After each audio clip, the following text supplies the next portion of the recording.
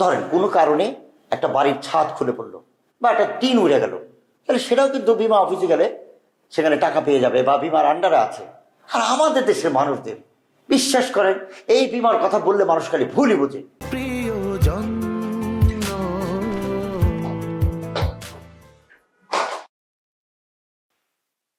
বাউ রে বাউ, বাঘের সামনে না হচ্ছি আমি কি ইত্যাম ফলাই ফলাই আগে ফলাই।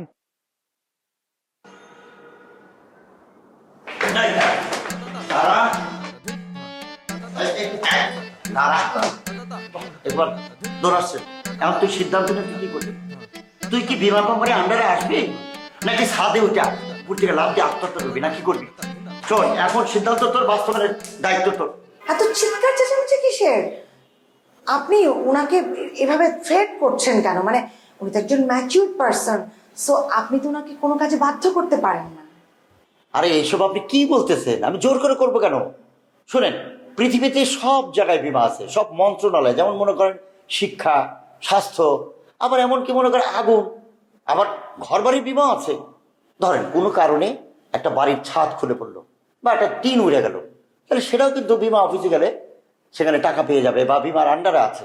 আর আমাদের দেশের মানুষদের বিশ্বাস করেন, এই বিমার কথা বললে মানুষ খালি ভুলই বোঝে। আপনি শুনেন, ওরা ভালো করে বোঝায় পারেন, এই হয় বিমা করবে নাহলে ওর খবর আছে।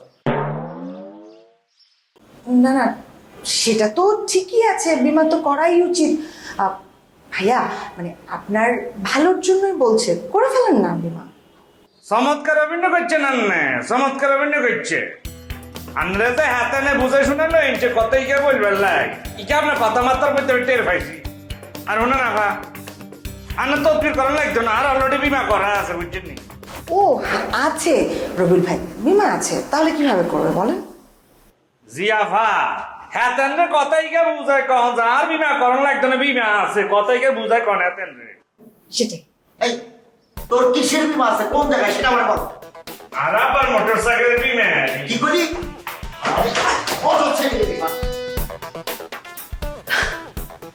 এই যদি হয় বিমা গ্রহীতা আর বিমাকারীর অবস্থা, তাহলে তো মহা বিপদ। দেখেন নাই টেলিভিশনের মধ্যে ডাক্তার আফারা ওই একজনকে বুঝাইয়া বিদায় করিয়া তারপর পিরপির এই সামনের দিকে একটি যায়। টিভির ভেতর ডাক্তার আপনার মতো মানে? আর কি আমরা যে ঘুরা ঘুরা ছোট ছোট চুল, এই দেখতে তো মনে হয় কি সুন্দর টেলিভিশনের যে মডেলের না হাসি নাই আপনাকে। হ্যাঁ, ওই ডাক্তার একটু ভাব আছে আপনার চেহারার মধ্যে। আপনার মাথা ভর্তি বুদ্ধি। এখন আমাকে একটা কথা বলেন তো, আপনি আর আপনার ভাই এই দুজন মিলে কি ব্যবসা করছেন? জুইতের এক্সের জুইতের লঞ্চের ব্যবসা শুরু করলো। 5 তলা লঞ্চ, ওরে মাবু, এর মধ্যে লিফট আছে, এবার ডুপ্লেক্স কেবিন আছে, এসি আছে, ঘষা দেহা তাহা শেষ হয়ে গেলে ঘষা দেয় মেশিন হ্যাঁ আছে। এই ব্যবসা শুরু করবো আমরা, বুঝছেন?